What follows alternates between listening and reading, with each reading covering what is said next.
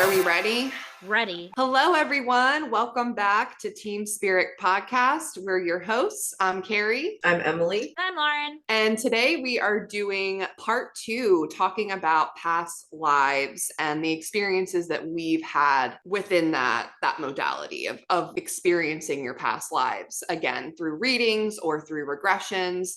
And I'm going to get us kicked off because I've done both. And I think I'm going to start by kind of talking about the regression because that still blows my mind. I mean, how long ago was that? Was that 21? Yeah, so coming on 3 years, which is Yeah, wild. And I just want to say for all of you that are listening, if you have the opportunity to do a past life regression, I highly recommend doing it. I highly recommend a couple things. Taking off that day, because it's definitely very much, you go under hypnosis. So it's kind of like in its own right coming out of anesthesia where you just feel not quite yourself. You don't feel grounded. So taking a day and experiencing that. And it's not even just experiencing the past life, but the healing kind of in between those lives, at least the way that I had it done, was just off the charts. One of the best experiences I've ever had in my life. And Lauren and I actually went to the same person. I feel like we need to say that too. But our experiences were very similar, but also like drastically different because we're two different souls having two different experiences. So when I went, it was in, I guess Lauren said 2021. This was before I really dived deep into my spirituality. I've always kind of had it around me. I've always been curious about it. There have been highs and lows, moments where I could dedicate a lot more to it and other times not so much. So this was like at a point where I was really starting to get back into it again. And I had heard this woman that we went to,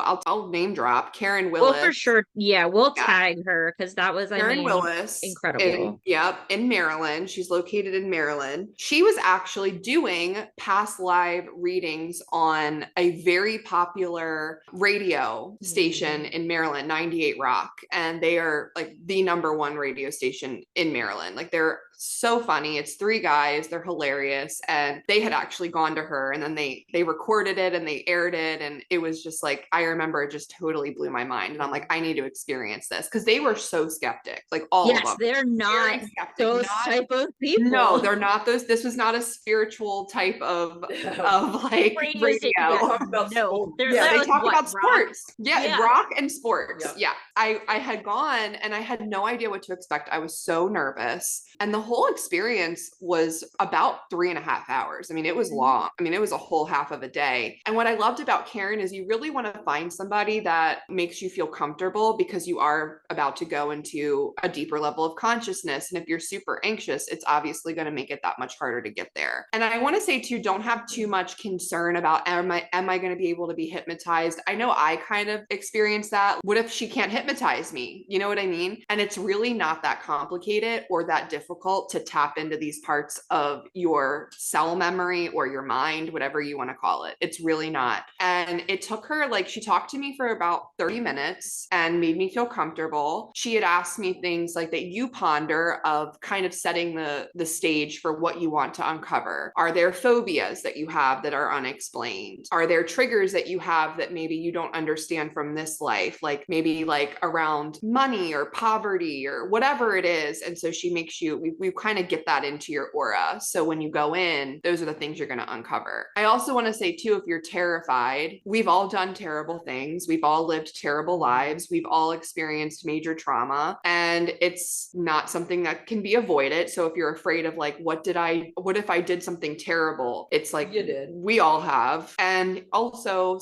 you're not going to, spirit is a big part of this, of what comes forward. And I learned that kind of later through when I started doing past life readings for people. They're not going to show you anything that you're not ready to see. And I think if you trust that, I think that helped ease my anxiety. But she took me through 2 lives. I'm not going to get like super into detail about the lives, but I remember one of the things that I wanted to kind of have a better understanding or clarity around was that ever since I can remember, I have had such a phobia of losing my parents. Like that was just a really, or like my brother, like my intermediate family. body, something happening to them. And I just remember being 6 years old, 7 years old, 8 years old, all my childhood, when my parents would go out or my brother would leave the house, kind of like waiting at the window. And if they were 5 minutes late, I would go into like an anxiety attack thinking they were dead. This was well before I truly experienced death in many ways throughout my family. So I never really knew what this was about. And of course, that first life landed me right where I needed to be to kind of explain or show why that trigger or that phobia existed.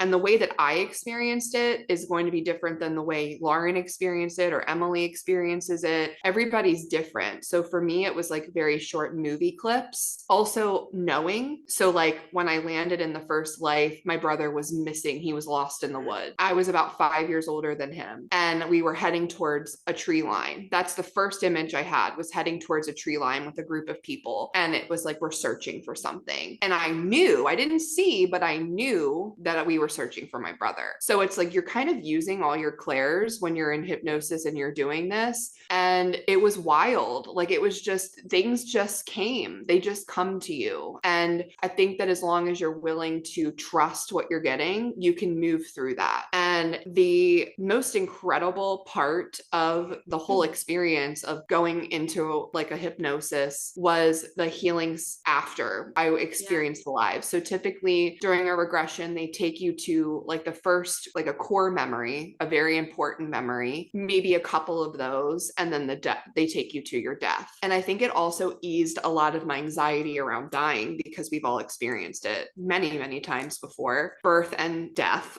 And kind of like the healing part of just feeling the energies around me that were stepping in during the healings, and feeling like a lot of that being released or let go. And we're 2 years, 3 years out from that. And I can honestly say that it helped my anxiety tremendously when it comes to like my husband, now that I have my own intermediate family, or my kids' safety, or if somebody's taking my kids somewhere and I'm not there, like I don't have that panic anymore. And I really think that that had a lot to do with it. So it's just an incredible way to release things that maybe are unexplainable. And it's very powerful, and very different from like now, where if you were to be a sitter and experience somebody reading to you a past life that you had. So that's what I do now as a practitioner. Emily, the same thing, when we go into the records and we access your past lives, and we are regurgitating what we get and what we know and what we see and all those here, whatever it is, you're not going to have that intense emotion to it. That's the biggest difference. Things might hit home. I'm not saying that you won't get emotional, but it's very different from experiencing it through your own mind, body, spirit, versus somebody else reading it to you. Both are amazing, but very, very, very different. The last thing I want to say about it too is I think that there's a lot when it comes to like the regression piece. I didn't really quite feel myself for a while after that. And I think you need to be prepared for that. I think that there's like a level of adjustment that comes after these things are uncovered, and you know, you're reliving trauma. That's a lot of what you experience is trauma. And I think that's important too, but it's not to like re-trigger. It's so that you can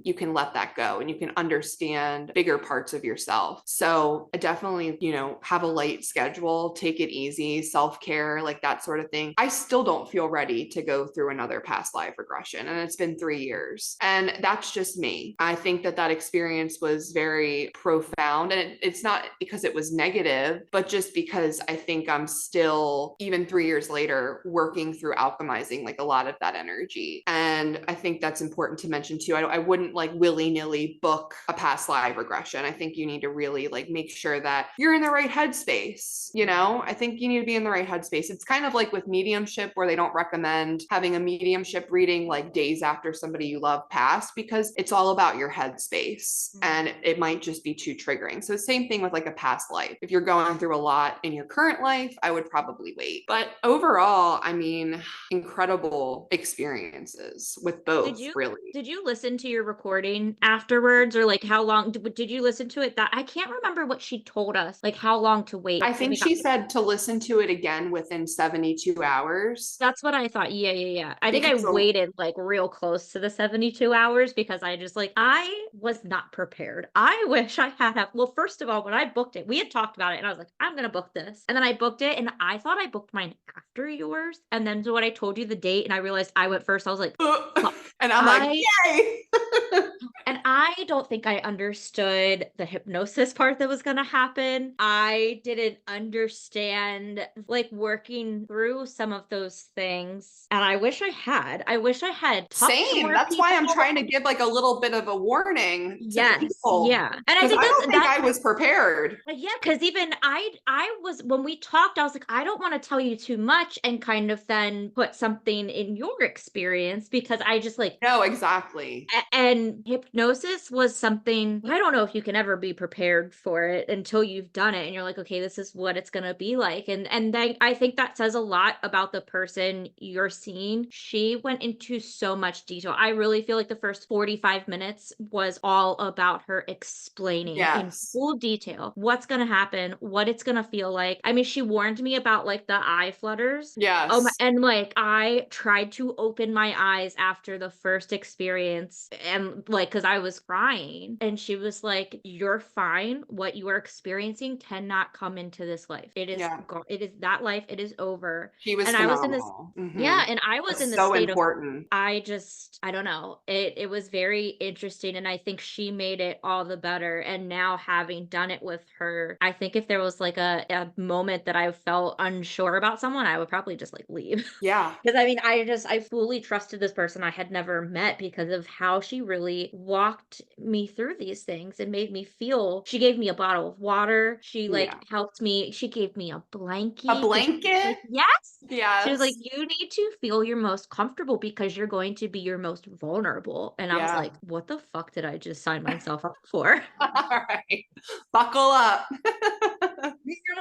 Right? Do you find that when you get a reading, it kind of has more homework to do? What do you mean? So, like, if I'm doing a reading instead of a regression and I'm kind of being told things about past lives, do you feel like it requires more of me to go back and think about, like, piecing together things that I was told about my past life to make more connections? I don't think so. I mean, I feel like, here's the thing, like with a past life reading, it should be evidential. Like you should understand why you're being told. You shouldn't have to really, like if you go to a very ethical psychic medium or reader or somebody that specializes in past lives for a reading, I don't think it should require a lot of work. I think that there should be like, you pretty much understand. But if you want it to kind of like, you don't get that sometimes you do. Sometimes like I know our mentor will do a past life and then feel that something needs to be fully released and there needs to be assistance. So she'll do like a healing. Yeah.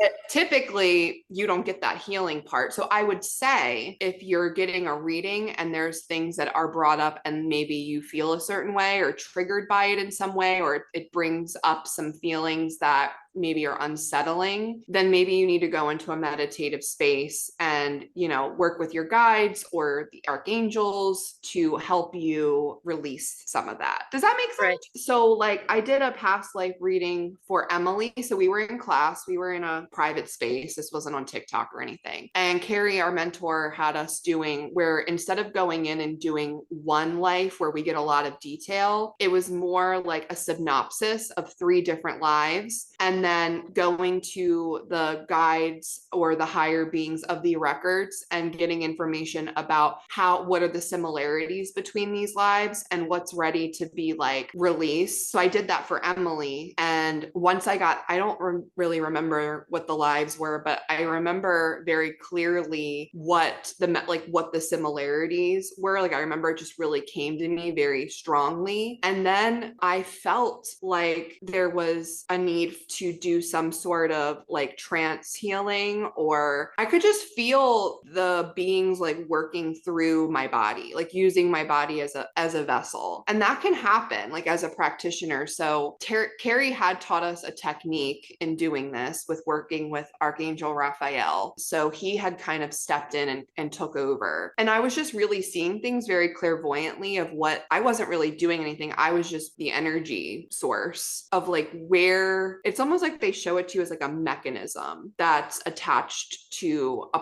part of your body or a part of like your energetic body or even physical body, and why it's there, why it's ready to be released. And then like they work through you in detaching that. And I know you had some pretty physical.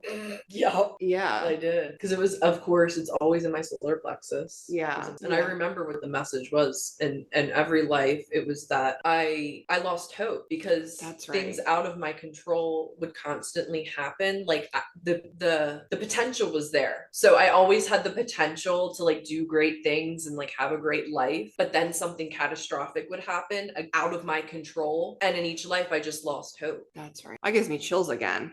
So I mean, that's very powerful. I mean, even if you don't do a regression, like these things can be very, very powerful. And it has to be really powerful as the reader to feel these things too. Like I imagine the healing that you're kind of providing is also kind of being done for you, because to hold on to those things that's coming through you, it still is harboring in you. Like you're still feeling those emotions of what happened to someone else. Yeah.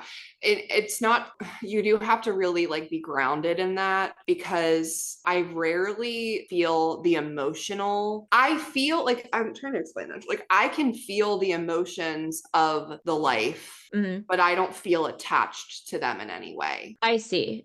The kind of, so it's probably like watching a movie almost. Like you feel for that. You have the empathy for what's happening, but you know it's not yours. It's not your story. Bingo. That makes a lot of sense. And that's hard. I mean, we all watch movies and TV shows and we feel empathy and we like cry for people we've never met before, but then we also understand that's not our life. Right. And we're sad for that person. We feel for that person. Like even happiness, like, but it's not yours. And it's that letting go, but it's hard to let go. And some things, like, I mean, geez, there's so many things for like other people that I hold on to for days. Like that I watched on TV. I'm like, girl. You know, if you haven't, can you hand me, do you have the Psychic Witch? Can you hand me that? I want to show this. This is a really great book. I'm sorry to get off topic, but I finally actually started diving into this book. I'll look I use it like a library. I'll go into the table of contents. So this is the Psychic Witch, and it's written by Matt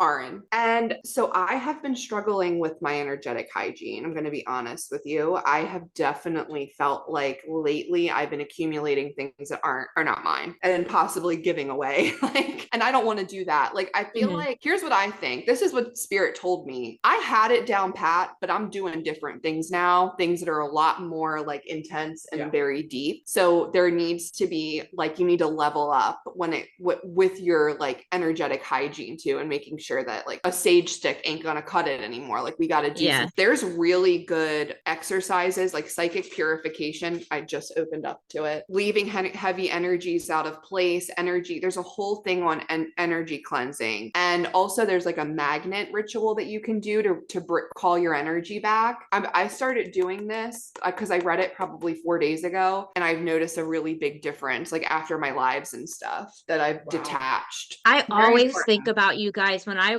pop in and I see you guys do these really heavy like reads for people. I'm always like, I try and send you guys just like a little heart afterwards, because I'm like, that that's a big part of development too. Like you cannot be emotional. No. Yeah, right. Well, it's kind of like your vets, your doctors. There has to be a separation, because you can't be sobbing for someone else's pet while they're trying to like feel like it's not your emotions to hold for them. Like they have to feel and work through it. And that doesn't mean you don't empathize for them or like be there for them, but like there is a big separation that has to happen. Right. And I think to a lot of people, when we talk to people in those professions where they really have to like have a separation, it can almost feel like they're harsh or like they're really cut off from emotions. Then that's not the case. space. You have to be. You have to be. Yeah. It's easy to get really sucked into that. Yeah. Emily, I want to hear her for sure talk about, she goes very, very deep into her past life readings. Yeah. So what is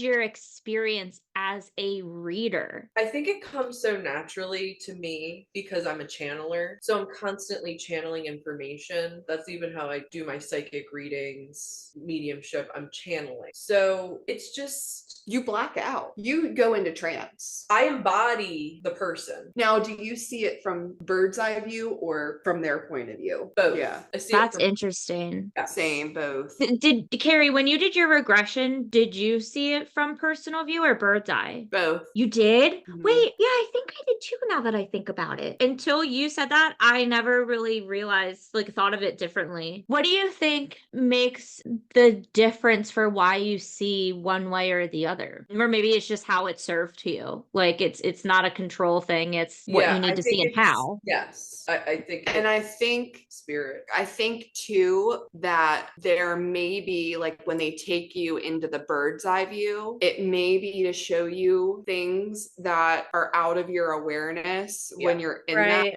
life and you're seeing it as you. Then they're taking you out of that to see kind of the bigger picture of everything that's going on that you wouldn't have had the awareness of in that life. Right. The full understanding. So I get most of my information clairvoyantly and clairsentience. That's a word. I'm so clairvoyant that I even see the numbers for the dates. Not always, but I have. I see 1856, 1772. You know what I mean? I see it. And it's also a feeling too. When you're in that universe, I guess, in that time period, you kind of feel it as well. It's so weird because it's and maybe it's more of a knowing because I can feel or know what they're going through in their emotions, but it's easy for me to separate that. It's really weird. It's I split myself in two, kind of. Yeah, I'd say most of it comes, and I see, Carrie said, it kind of comes in as snippets, little movie clips. Mm-hmm. I'm getting better at the clairaudient. They're working on that more with me, but it's mainly, like I said, clairvoyance and clairsentience, and I guess claircognizance. So seeing, feeling, knowing. Yeah. Carrie, since you've done both, do you think that the explanation of that is kind of what the regression is kind of feel when you do your own regression, Emily's kind of doing the feeling of the regression and serving that to the reader. Yeah. Yes. And also, I forgot about this. I don't know that it was 100% a regression, but I had somebody, a practitioner, do a past life guided meditation. So I was still seeing and experiencing one of my lives, but it didn't feel as intense as your guys' sounds. It was more like a guided meditation. Probably the guided meditations for the Akashic records. It's a similar, because that is very different. Yes. When I did the guided meditation, I was incredibly aware of where I was, and not that I wasn't when I did the regression and was hypnotized, but it's just a deeper level. I think it's just a deeper level of consciousness. Yeah, there's it's there's the in between. And Karen walked us through the in between of okay, we're gonna go to this place, and so you understand who met you there, and you're not alone, and then you take the next steps, and then there's also the step to get back. Matt talks about that. I would say that, okay, so this is what it says. You tell me what you feel like you were in. All right, I'll read alpha. So this is states of consciousness. Alpha occurs when we're relaxed, meditating, visualizing, or daydreaming. Alpha has access to the subconscious mind and occurs when we are receiving information passively, such as learning. Alpha is a state of consciousness that is most associated with psychic ability and the state of consciousness linked with hypnosis. Mm-hmm. So now I'm going to read theta. Theta is one step below that. Theta occurs before and after sleep. It is associated with light sleep, deep meditation, deep dreaming, vivid imagery, and high levels of inner awareness. In theta, we become completely unaware of the external world. Would you say it's a mixture? Mm-hmm. I feel think it was more theta being hypnotized. Yeah. Because I mean, I just felt in my first life experience, I came at the end of my life is where I arrived, and I was fully aware I was about to die. I was there where I was in time. I was about to die. And it was like I was going to be hanged. And I just like, and I was being such a little like shit about it because like I knew there was nothing I could, like, that was the end. It was over for me.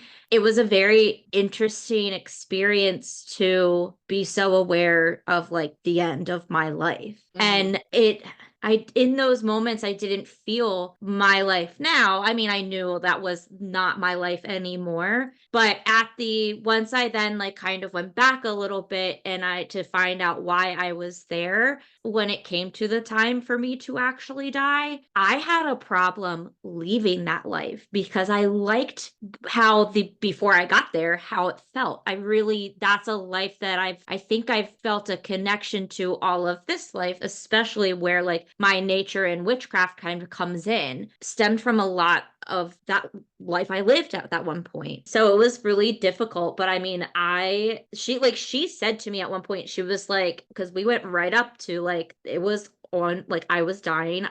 The noose was on my neck and it was time. And she was like, it can't hurt you, because I feel like I started to panic in this way and not in like I'm dying, like that life was over, period. Not that I had to, like, I'm not only just leaving, but that was the end of that life. And I was really sad for that Warren. It was so crazy. And I do feel like there was a disconnection from external. And so that's the interesting thing. I'm glad that you read that. So I do an alpha like thing before I do my psychic readings. I go into like, I do like an alpha meditation thing on YouTube, and you're fully aware. So I would say like, even if you're in doing like a YouTube past life, it's probably more theta. Hypnosis definitely, but then there's different levels to hypnosis. Right, because the whole time when you're hypnotized, you're not, like, there were many points in between where I was coming and going. When I left that life, I was then suddenly very aware of what I was and that I was hypnotized. And that's when I was trying to open my eyes, and they were just fluttering like crazy. Yeah. And I was like, oh, fuck. Like, and that's the frequency that you're getting used to. I mean, that happens like that happens to us when we do like a different kind of read that we've never done before. Totally. And just more validation of what you're experiencing is very real. Just because you're hypnotized or in meditation like that doesn't mean you're asleep. It's not the same as sleeping. No, because if I was in that chair and bombs started going off, I would have woken up. Like, you come out of it. Yeah. I'm really glad you read that, Emily, because that's really a good idea. That difference is, I feel like it's also, if like, for our listeners and what they're looking to be interested in, to go in knowing, like we said, it's not a comforting thing for some people. And there's a huge understanding why. I don't know. I will say it was one of the coolest experiences of my life. And I really loved getting to meet not just past lives that I lived, but connections that I have had this whole time. And then it explained so much of why you meet people and you're like, I've known you all my life. And it's like, not just that, I've known you in other lives. And it's very special. It's really special to have those connections. Like Pixie, my cat, we have traveled together she's the reason I was hung, because that little bitch, she was not a cat in that life. Wow. She was supposed to be my friend, and I guess she got caught and said my name, got me weaseled out, so then I was the one who was killed for it. When I came to that realization, like when I listened back to it, was really funny, because she was like asking me questions. I was like, there's another woman here, and I was like, and she's like, you know her? And I said no. And she was like, okay, well, like, describe her, like, what do you think? And I was like, I think she's my friend. And she said, okay. And I said, but I think she's why I died. And she was like, okay. And then I was like, I think she's my cat. And she was okay. It's cool to see, like, you're not always anything like what you are, or Right. like the Right. same thing or being. Like she was not a cat. I came home and I said to her, I said, Pixie, this is why you were so nice to me, because you had me murdered and who knows what else we've done to each other, but this is why in this lifetime you're like, hi bitch. Right. Right. That's why we're such good friends. Yeah. It's an experience. I don't know if there's anything that can kind of be the same, be like it. Since you guys do it in so many different ways, like you've experienced it, you help other people experience it. Is there anything that's kind of like it, like similar to those feelings? Sometimes for me, mediumship. I was gonna say mediumship. I could see that. I'm able to like do trance, I guess, kind of. By no means am I an expert. It just kind of just happens. I don't really go into it. So I'm able to embody the deceased person. That doesn't happen all the time. That makes a lot of sense, because you're probably being served those same life instances and experiences in the same way. It's just of someone.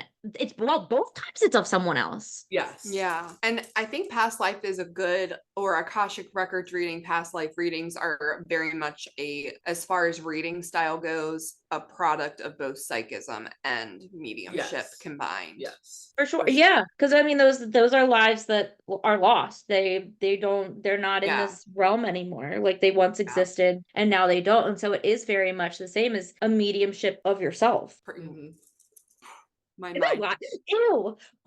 That just gave me like big ass chills. That is wild. That is what it is. Yeah. That made me feel things. I never thought about that before. That made you feel I hadn't either. That's what came out of my mouth. And I was like, whoa. Channeled message from Lauren. Yeah.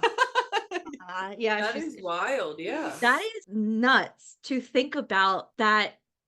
I don't know, that just blew my mind. I never thought of it that way until just now. Yeah, because like they existed in time. Yeah. Oh, we could go on. I mean, your soul is in so many different places at once. You're not just here. You're living that life right now. Time doesn't exist. It's like Outlander. Those like the invisible string theories and like the split timelines of when every decision. Oh wait, oh my God. Can I tell you guys the weirdest fucking thing that happened to me the other night? Okay, so I was dreaming but in my dream, I was super conscious and I just kept hearing, I don't know if it was me in like another base in time or if it was someone else, but I just kept hearing, Lauren, close the door, close the door, close the door. And it was almost like, I don't even know how to explain it. Like another me we had made some sort of connection that shouldn't have been there. That gives me chills. Do you know what I mean? Like, have you had those? You were traveling. It was almost like I shouldn't have been there. And then I was aware that it was happening. And I was like, I'm not supposed to be hearing this. And then so I was kind of like, well, I'm just going to see what happens. And then it like, so you separated. felt that other person was you. Yes.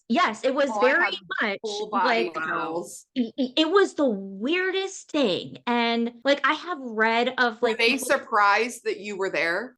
We could not connect. It was weird. It was almost like, you know, when you see film like burning away and like it kind of like goes. So it was almost like it was trying to come through. Like there was almost a connection and then it just stopped. Wow. It was so weird. So I have nothing else besides. So another version of you probably had that same dream. So yes, something had to have happened where like the lines got crossed a little too close. And like I've seen people, I've heard there was this one woman that was talking about she went to sleep and in her dream she was like 40 years old. She had a son and then she went to sleep in her dream and then woke up in her dream in the same life. And she just like lived 20 years in this dream. A dream within a dream. Yes. And she was kind of like, when the fuck am I going to wake up?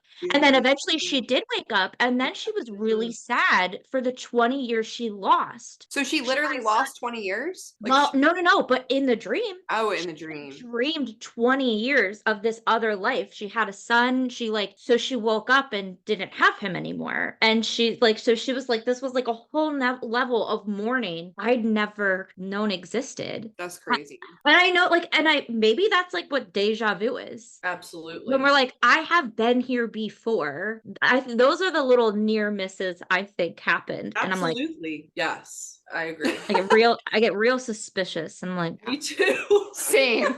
I had it this morning when happened. you were at the house and I was picking up toys and putting them in the basket and I was sus. All of a sudden I'm like, now I know I do this every day of my life, cleaning up after these kids, but this feels different. Yeah. There's like a awareness that happens with like a touch or a sound or a thing, and you're just like, yeah, I know what you mean. Something's different. Or lately my dreams have been so real, Pisces that season, I don't even know what is real. That's why Wes isn't sleeping and what's not. What? Are we in Pisces? Yes. My son's dreams are out of fucking this world. That's why because he's a Pisces moon. Yep. The new moon's coming on Sunday. I'm about to put him in a straitjacket and the 10th.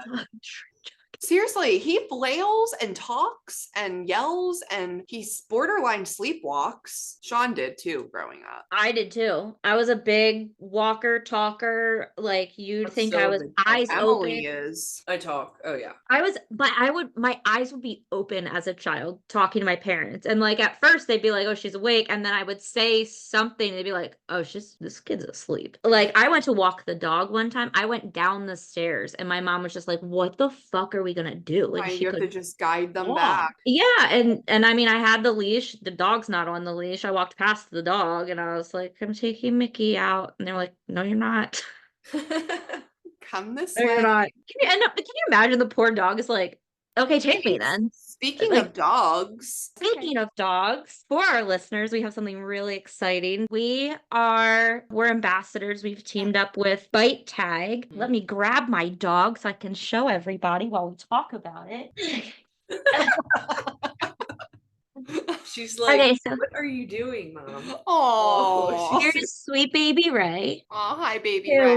Listen, sweet baby Ray has ran away one time in our lives, and it was not her fault. It was Mark's fault. But so ByteTag makes these tags, and I have them on both of our dogs and our dogs before, because usually if a dog gets lost and someone finds it, you have to take them to the vet, check for microchips, blah, blah, blah. Each tag has a little QR code. And so if you find someone's dog, you scan it and it contacts me immediately. So like, don't have to wait for the vet. So it cuts out that middleman if your dog is lost. And I find a lot of comfort in it, knowing that there's something on them that they can immediately just be like, and so there's an app and you can mark them lost in your app. And so like someone, as soon as they scan it, I get the call or text, whatever you like have your preference as. So our listeners get 15% off when you use the code Team Spirit Pod. Love that. And I'll put the little image here that has the information. Insert image. Is it just a tag that you can put on their actual collar, like their own collar? It's not a special collar? Nope, it's just a little tag. So you can put it on any collar. They have it for cats. There's 2 sizes, dog, cat, and there's a bunch of different designs for it. It's cute.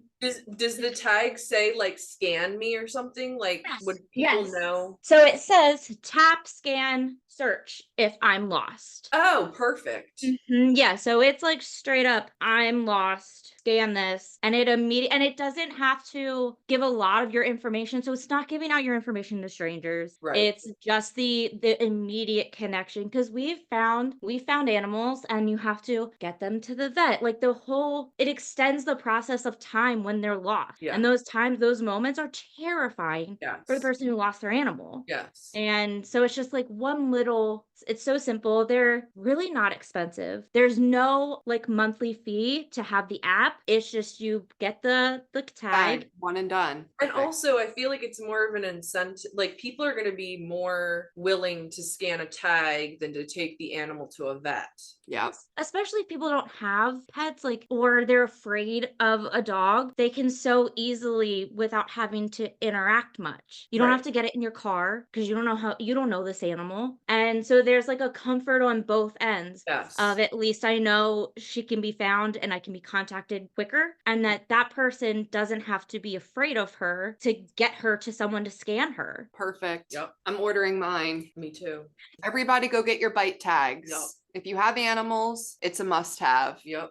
Thanks for participating, right? So thank you guys for tuning in. And if you want a past life reading, Carrie and Emily both do past life readings now on TikTok. You can find us on Instagram and TikTok at Team Spirit Podcast. You can find Carrie at Clarity by Cam, CAM, and Emily at Enchanted Mystic by MK. Yep. See you next time. Bye.